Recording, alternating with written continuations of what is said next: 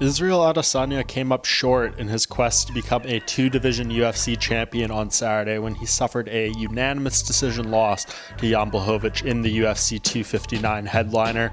A tough fight for Adesanya here. He definitely had his moments. It was a pretty competitive bout all the way through, but as the fight wore on, Blachowicz found an avenue through his wrestling to get Adesanya down, use that size and strength, and get the points needed to take the fight on the judges' scorecards. For Adesanya, his first defeat in mixed martial arts. He was 20-0 up to this point, and he suffers the setback.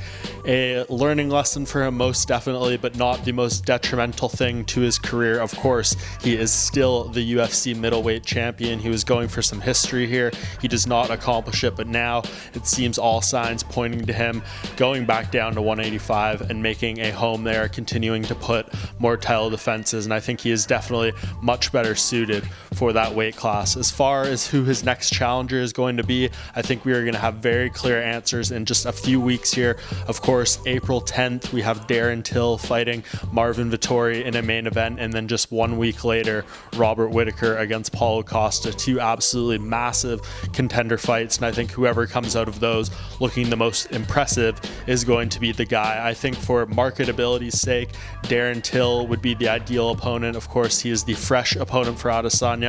Both men have big personalities. Both men have wanted to fight each other for some time, and I think that could be a good selling fight for the UFC. But most definitely, if Robert Whittaker is able to beat Paulo Costa, you cannot deny that he has done the work to get a rematch with Adesanya, who took his belt a few years ago. It's been a nice run since that fight for Whittaker. Some big wins over Till and Jared Cannonier. If he can add Paulo Costa to that name, he is undeniable in my mind. So we cannot say for certainty who Adesanya is going to be fighting next. We know it is going to be at 185 pounds, and the man standing across that cage will be determined in a little over a month's time.